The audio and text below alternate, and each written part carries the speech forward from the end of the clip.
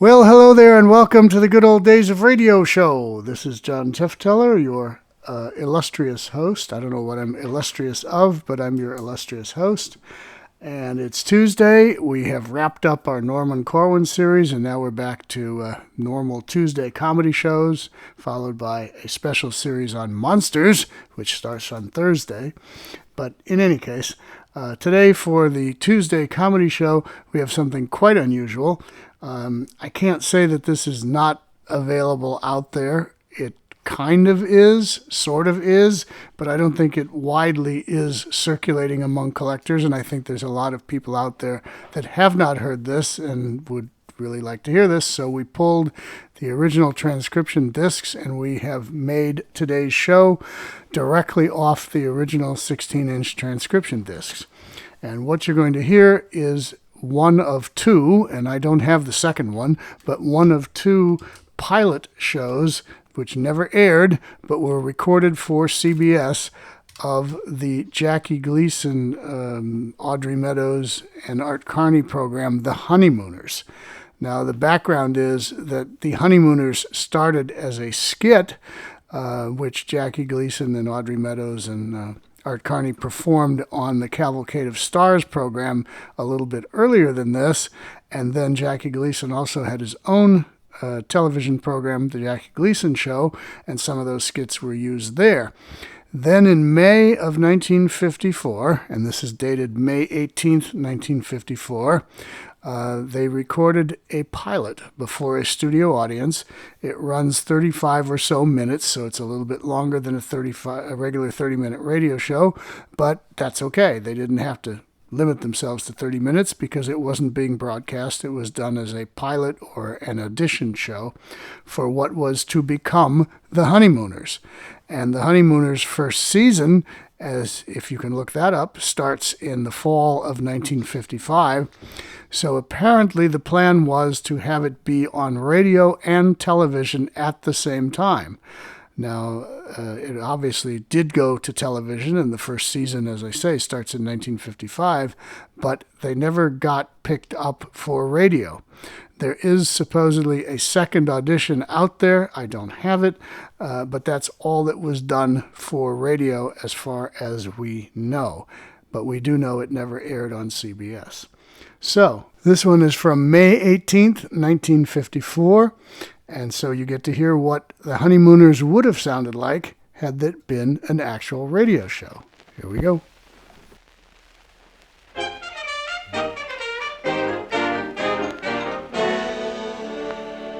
CBS presents The Honeymooners with Jackie Gleason, co-starring Audrey Meadows and Art Carney.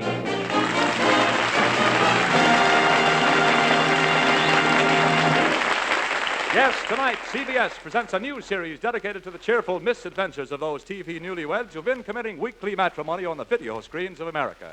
On land, on sea, and in the air, on television, and now, for the first time on radio, bride and groom Ralph and Alice Cramden, as played by Jackie Gleason and Audrey Meadows, and known to one and all as The Honeymooners.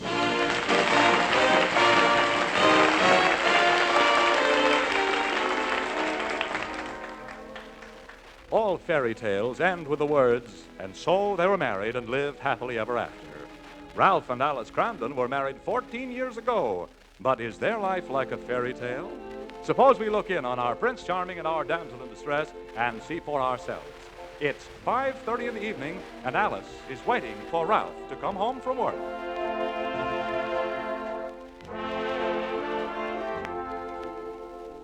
Fairy tales can come true. It can happen to you if you're... Come in. Oh, hiya, Trix. Hi, Alice. I just came down to borrow a bottle of milk. Oh, help yourself, Trix. It's in the icebox. What are you doing, Alice? Well, I just bought Ralph a suit of winter underwear, and I'm cutting off the sleeve. Why don't you buy the sleeveless kind? Because Ralph only wants the right sleeve off. He says it's hot on the bus. Isn't it just as hot for his left arm? Uh-uh. That's the one he sticks out the bus window when he makes turns. Oh. Gee, the leftover sleeves would make wonderful sweaters for dachshunds. Hey, they would. By the way, Trix, since the boys are bowling tonight, how about you and me taking in a movie? Fine. I'll come up for you right after I finish feeding Ralph. Oh, hi, Ralph.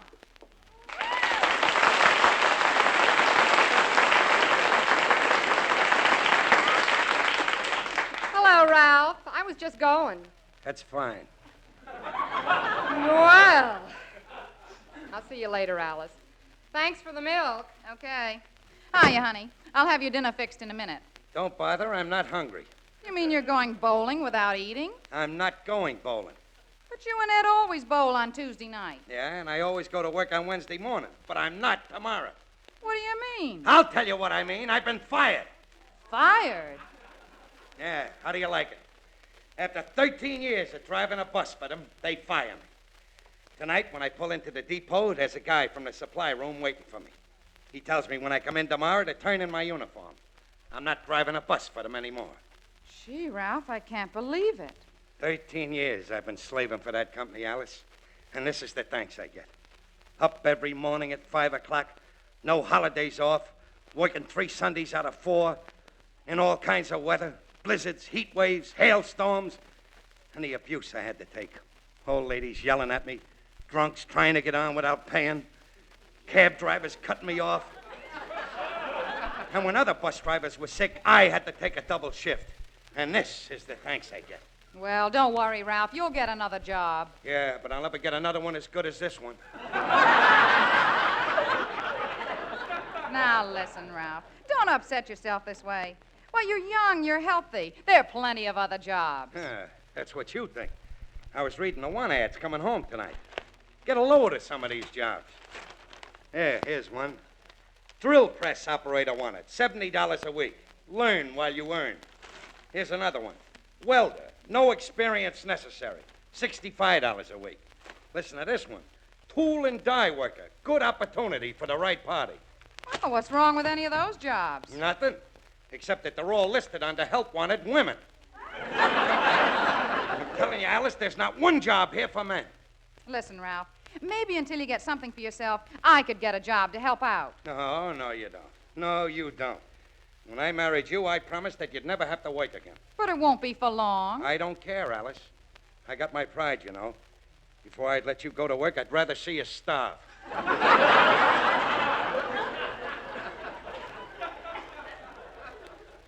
Don't worry, Alice. We'll get along until something comes up. We'll just have to live on our savings. Well, that'll carry us through the night, but what'll we do in the morning? Then we'll have to change our way of living. We'll get out of here and we'll move to a cheaper apartment. Then we can sell this furniture and buy some second-hand stuff. Hey, wait a minute. I got a better idea. For the time being, we can move in with your folks. Ralph, just a minute ago, when I said I wanted to go to work, you said you had too much pride. And that still goes. When we move in with your folks, I won't even let you help with the dishes. Now, listen, Ralph, how can you even think of moving in with my folks? You know, you haven't exactly gotten along with my father. Do you realize that not once in the last 5 years have you even let me invite them over for dinner? Well, let's invite them tonight. We can break it to them during dessert. The answer is no. All right, then what are we going to do, Alice? Well, the first thing you can do is stop getting so panicky. You've only been out of work for half an hour. You'll get something. But where? When? How? Let's face it, Alice. I haven't got the greatest background in the world for having my pick of my own jobs. After all, I quit school in the 6th grade. I should have gone to high school and then through college. That wouldn't have done any good. It would have been worse then.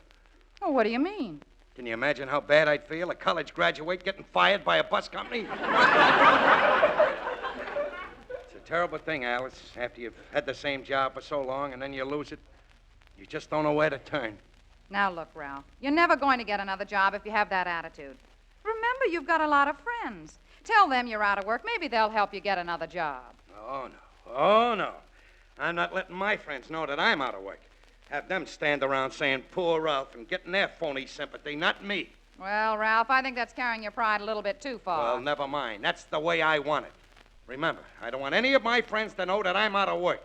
When I get another job, I'll tell them I quit to get a better one. But in the meantime, I'm not telling anyone. Come in.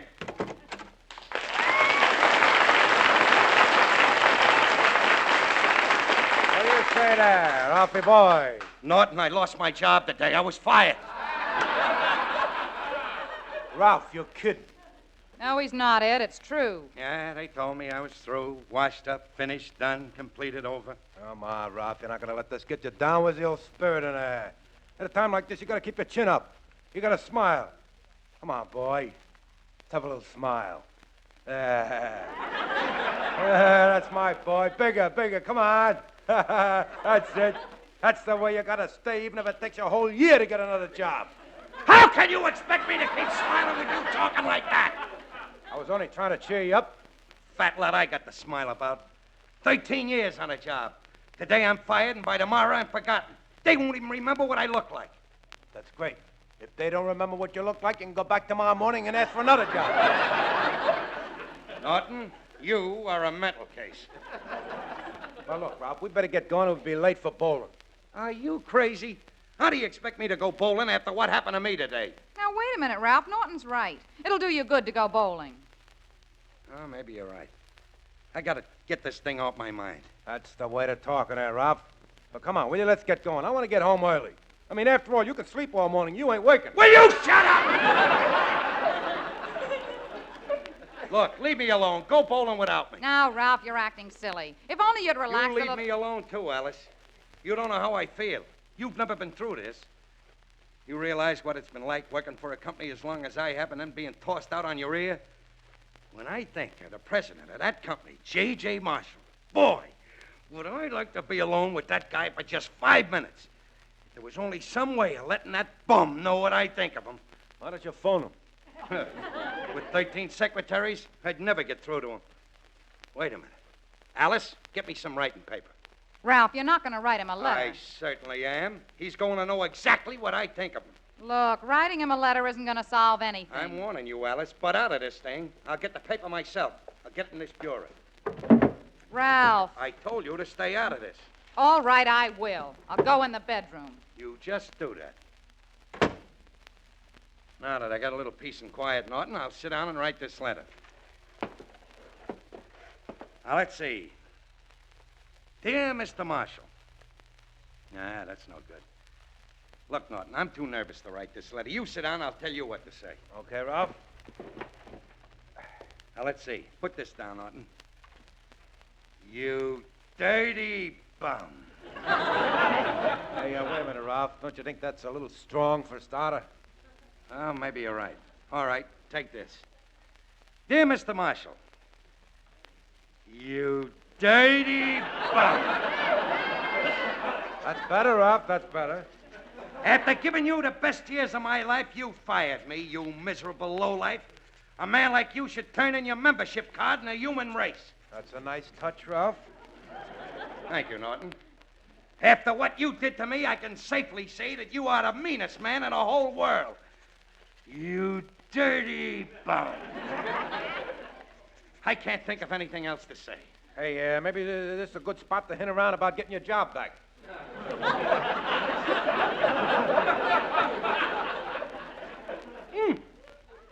Now, look.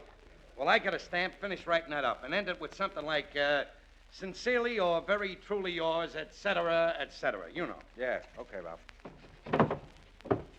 How do you like that? Every time I want a stamp, I can't find one. Hey, what's the address? Oh, it's J.J. Marshall, in care of the Gotham Bus Company, 225 River Street, New York. Oh, here's the stamps. Here, now give me the letter and I'll put a stamp on. There. From here on in, that J.J. Marshall will think twice before he fires me again. Okay, Ralph. Now that you got that off your chest, how about going bowling? Nah, I just don't feel like it tonight. You go ahead and mail this letter on your way. All right. Now listen, will you? Don't worry, pal. Maybe I can get you a job with me in the sewer. All you got to do is pass the test. What test? Can you float?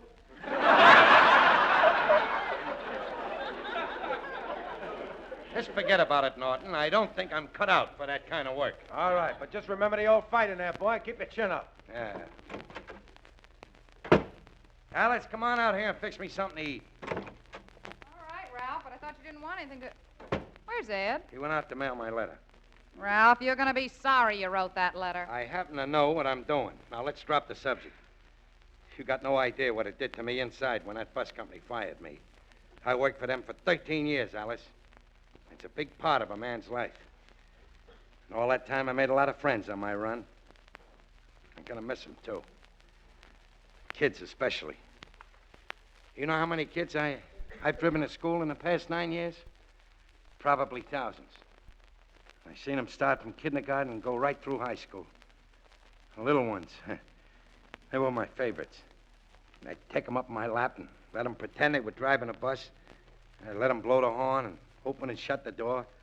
I'd even let them punch transfers and make change if I wasn't too busy. I used to teach those kids everything about the bus. Some of those kids today, they're young men ready to go out into the world. Wait a minute. I just thought of something. It's probably one of those little brats that's taking my job. Come in. Hello, Ralph. Hello, Alice. Oh, hello, Freddie. Now, look, I don't want any of your sympathy. What sympathy? I come over to tell you the news. I already got the news. They told me about it when I brought the bus into the depot tonight. I'm not driving for the company anymore. I've been fired. Fired? I don't see anything so funny about that. I'll tell you what's funny. Sure, you're not driving a bus anymore, but not because you were fired. Mr. Marshall told me about it in his office this afternoon. You have been promoted to traffic manager. Me? Traffic manager? That's right, Ralph. Congratulations. Well, I got to get home for dinner. Don't forget to bring some cigars down to the depot tomorrow. From now on, you are an executive. Well, good night, Alice. Good night, R.K. Did you hear that, Alice? I'm an executive. You know what we're going to do? We're going out and celebrate. I'll go in and change. But, Ralph... Whatever it is, it can wait. Just think, Alice, me, an executive. All my life, I gotta get that letter back. I gotta get to that Norton before he mails it. Well, you wouldn't listen to me. I told you you shouldn't have written it in the first place. One of these days. One of these days. Pow! Right in the kisser.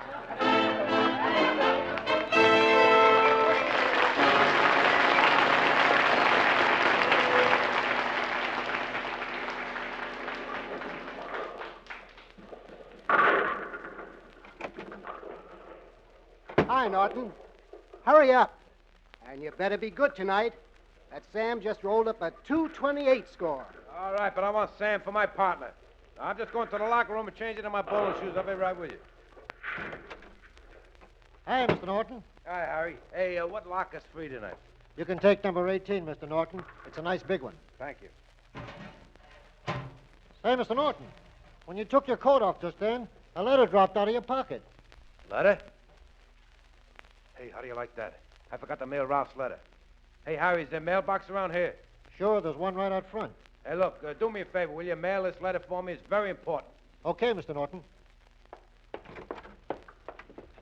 Hey, Harry, did you see Ed Norton around? Sure, Mr. Crandon. He's in the locker room. Thanks.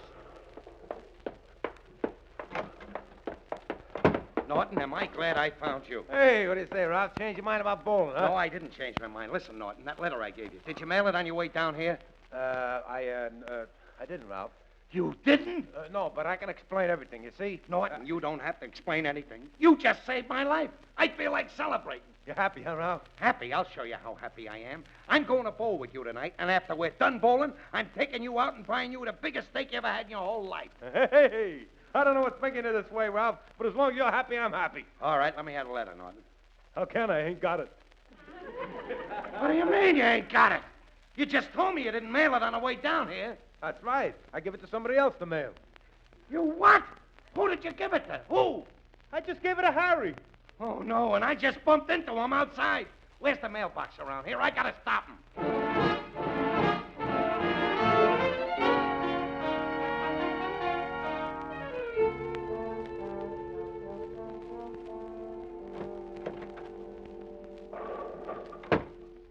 Did you get your letter, Ralph? He was already gone. He must have mailed it. Hey, Ralph, you know that steak you said you were going to buy me after bowling? Look, I had meat for dinner. Let's have a pizza instead, huh? I mean, we'll get one with the mushrooms, one with the Italian sausage. Will you shut up? All right, so we'll have steak. What am I gonna do? I gotta get that letter back. What happened, Ralph? Did you think of something better to call the boss? Something stronger than dirty bum or miserable lowlife? Will you stop that? Look, Norton, I'll explain it. What happened, Ralph? Did you think of something better to call the boss? Something stronger than dirty bum or miserable lowlife? Will you stop that? Look, Norton, I'll explain it to you. I made a mistake. I wasn't really fired today. Mr. Marshall promoted me. He made me the new traffic manager. Congratulations. What are you congratulating me for? Don't you realize if Mr. Marshall sees that letter I sent him, I'll be fired, but good. If he fires you, you know what to do, Ralph? What? Send him another nasty letter.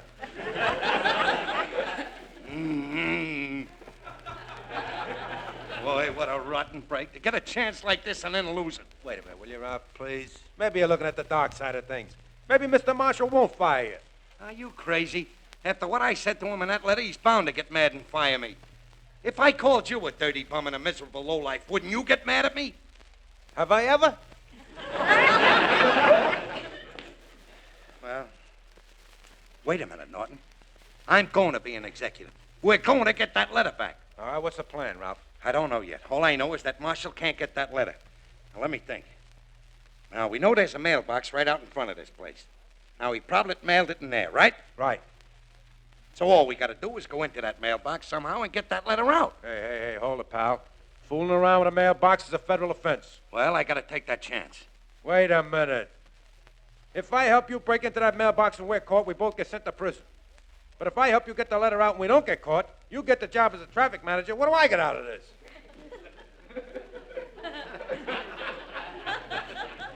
Well, you've certainly got a lot of nerve asking me that. You seem to forget what I did for you last year. I didn't ask you what I was getting out of that, did I? What was that, Ralph? The time you got that hot tip on a horse and you came down to borrow $10 from me. But you didn't lend me the 10. That's just my point. The horse lost, didn't he? You're right, Ralph. I am an ingrate. Come on, Norton. Let's get up to that mailbox.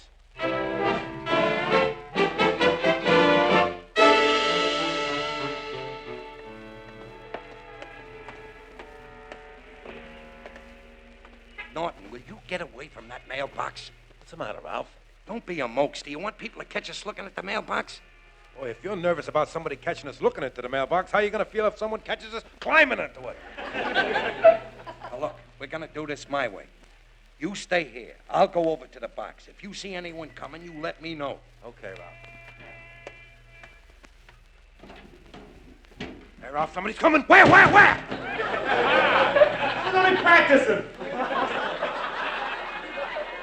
Are you out of your mind?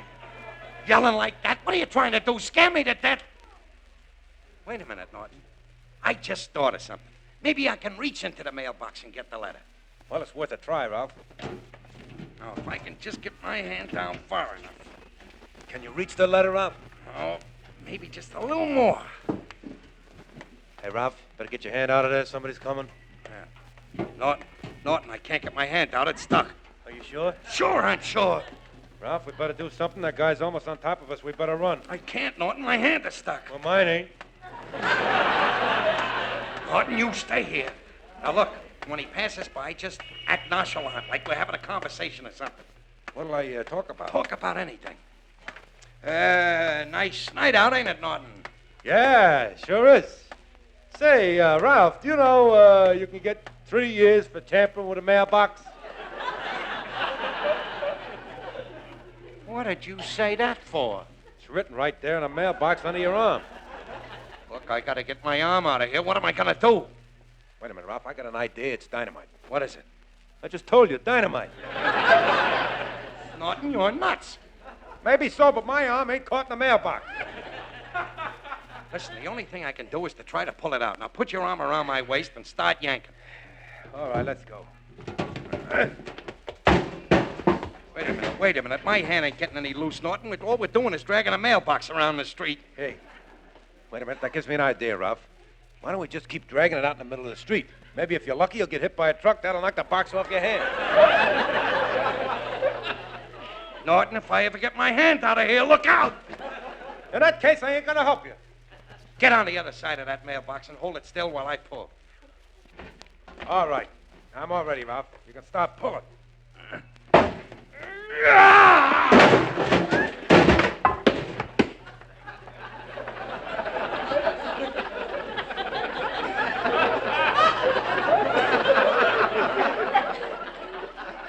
Well, just don't stand there. Help me up.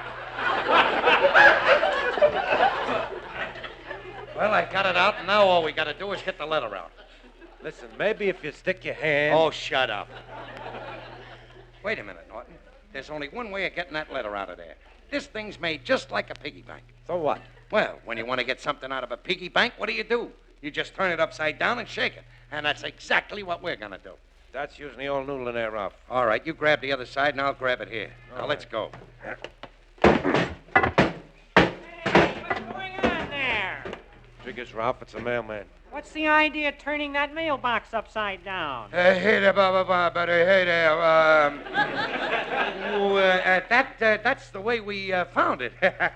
We were just putting it right side up. Come on, Norton. We always do this when we see a mailbox upside down. That's us, always trying to be good citizens. Well, from where I'm standing, it looks like you were tampering with the mail. That's a federal offense, you know. 3 years in prison or a $1,000 fine. How do you like that, Ralph? We got a choice.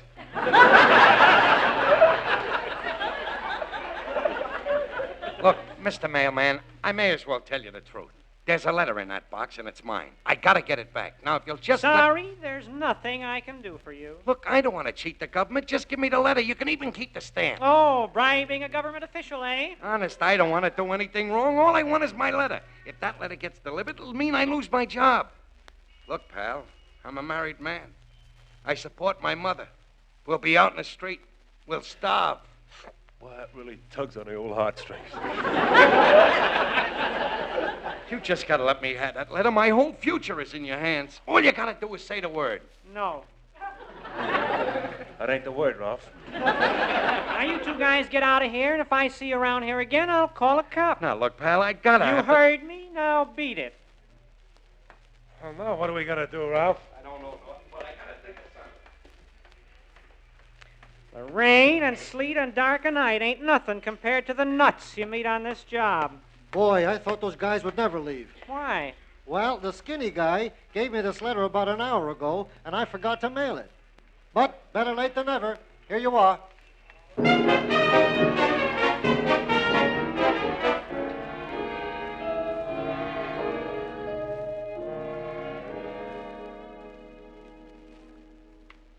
Oh, come on, Ralph. Can't you stop tossing and turning and go to sleep? How do you expect me to go to sleep when a thing like this is on my mind? Do you realize when Mr. Marshall gets that letter tomorrow, not only will I lose my promotion, but I'll be fired? Well, it's your own fault. I told you not to. Will you stop with that? I told you so. How do you like this? What rotten luck. 13 years I've been working for that bus company as a driver. And now, when they're going to make me an executive, I gotta get fired. Why do these things happen to me? Well, Ralph, if just once you'd take my advice. Take your advice. It was your advice that got me into this trouble. How did I get you into this trouble? 13 years ago, it was you who advised me to take the job with the bus company. Shut up. Will you just leave me alone? That mailbox was my last chance. When Mr. Marshall comes into his office in the morning and finds that letter on his desk, I'm dead. Hey, wait a minute. When Marshall gets to his office in the morning and finds that letter on his desk, suppose he don't find the letter on his desk. Suppose I get there first. What are you thinking, Ralph? I'll tell you what I'm thinking. I'm going to get that letter before Marshall does. I'm going down to his office and take it off his desk before he gets there. I'm going to get up right now and get dressed. Ralph, it's 3 o'clock in the morning. The mail isn't even delivered until 8. Now, why don't you just get a good night's sleep and then get up early? Are you crazy? How do you expect me to sleep with this on my mind? Only a man with iron nerves could sleep at a time like this. Well, why don't you try, Ralph? Believe me, it's no use.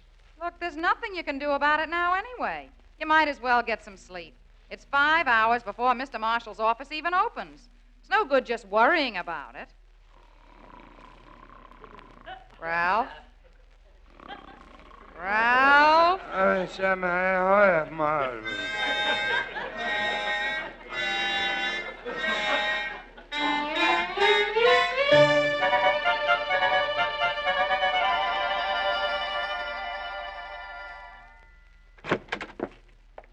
hello, Miss Wilson. Oh, good morning, Ralph. Mr. Marshall in yet? No, he isn't. Good. I want to see him. Well, he'll be in a few minutes. Is that Mr. Marshall's mail you're sorting there? That's right. Do you want to wait in Mr. Marshall's office? Oh, no, I'll wait out here for him. Well, will you pardon me just a moment? I have to put this mail on Mr. Marshall's desk. On second thought, I think I'll wait in there. Want me to take the mail in for you? Oh, no, thanks. Well, at least let me hold the mail while you open the door. I can manage. In that case, let me open the door for you. And by the way, Ralph, congratulations on your promotion. Thanks. You know, I was in here yesterday when Freddie Muller was discussing it with Mr. Marshall. You've certainly got a friend in Mr. Marshall. You should have heard some of the nice things he said about you.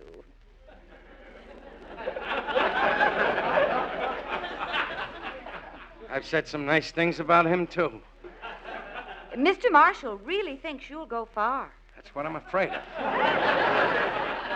Look, Miss Wilson, I know you're very busy, and if you've got something to do outside in your own office, go right ahead. I'll wait in here for Mr. Marshall. Oh, don't worry, Ralph. Until Mr. Marshall gets here, all I have to do is answer the phone. Oh.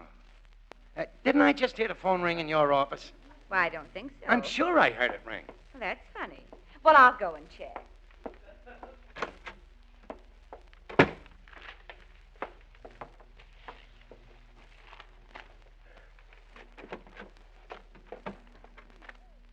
Cramden? Hey, ho, hey! What are you doing with my mail? Mr. Marshall. Would you mind picking up my mail off the floor? Oh, yeah, sure, Mr. Marshall. And while you're doing it, perhaps you could tell me why you were going through my mail. Oh, I wasn't going through your mail, Mr. Marshall. I was just tidying up your desk. Oh, thank you, Cramden. Very nice of you. Getting practice as an executive, eh? Yeah. Well, I guess you're pretty excited about your promotion. Oh, yes, sir. Thank you, sir. Here's your mail, Mr. Marshall. May I have all of it? All of it? Yes, all of it. Yeah. I suppose you probably want to know what your new duties are. That's right, sir. Well, you just go down to Bill Johnson's office and he'll show you the ropes. I have to open my mail now, so if you'll please excuse me. Well, what are you standing around for, Cramden? You want to speak to me about something? Yeah. As a matter of fact, I wanted to ask you something. Well, what is it? Well, sure is a nice day out, isn't it? Is that what you wanted to say to me? It's only part of it. How's your wife? I'm not married.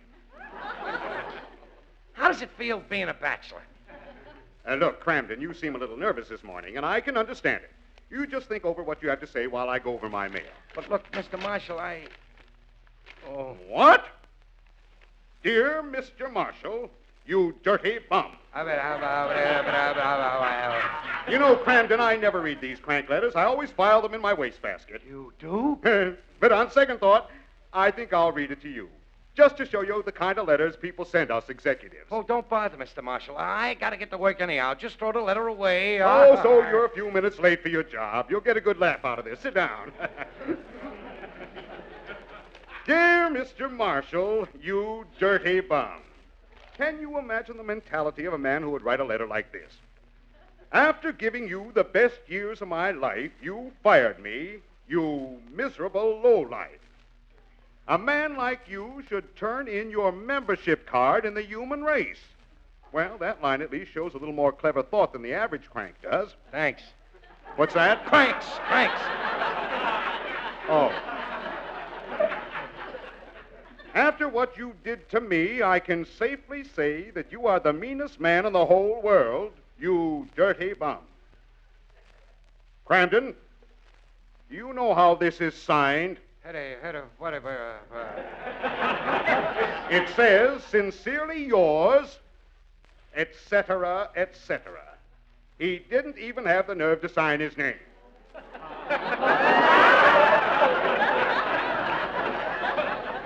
Sincerely yours, etc. Wow. Miss Wilson! Marshall, what happened? Well, I don't know. He fainted. I guess the excitement of his promotion was too much for him.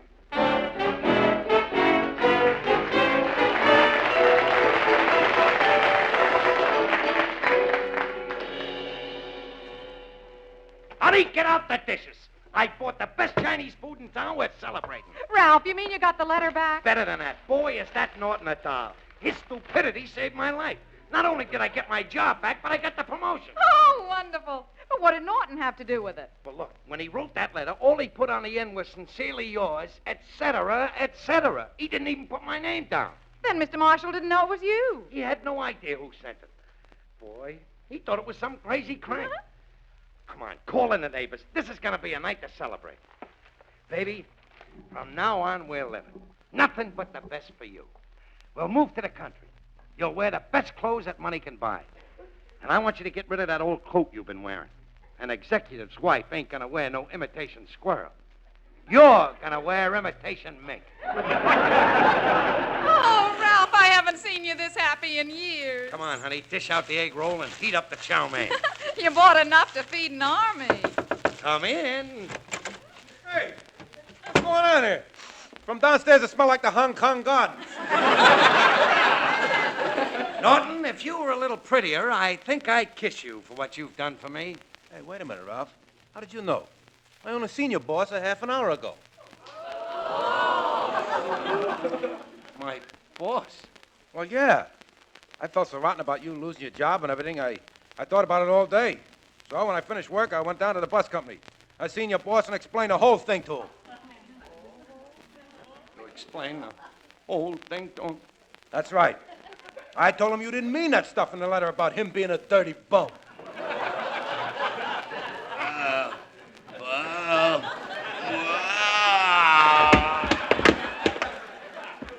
Well, don't just stand there, Norton. Help me bring him to.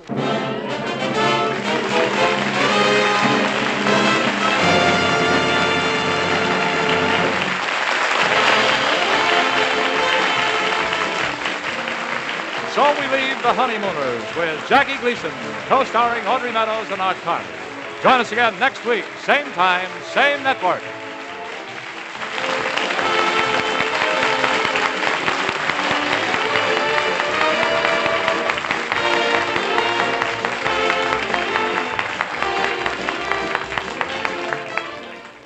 Interesting, just like the TV show, only done for radio. And it's definitely a radio show here. This is not a TV soundtrack, you can tell. And they even talk about it at the beginning where they say that they're the characters you love so much on TV, and now they're being brought to radio. And again, they weren't on as the Honeymooners at this point. They were on as guest shots on the Cavalcade of Stars and little segments also on Jackie Gleason's own TV show. But this is the birth of the Honeymooners, and it serves as our Tuesday comedy show. All right, the Good Old Days of Radio show will be back on Thursday. I guess we're calling this More Monsters.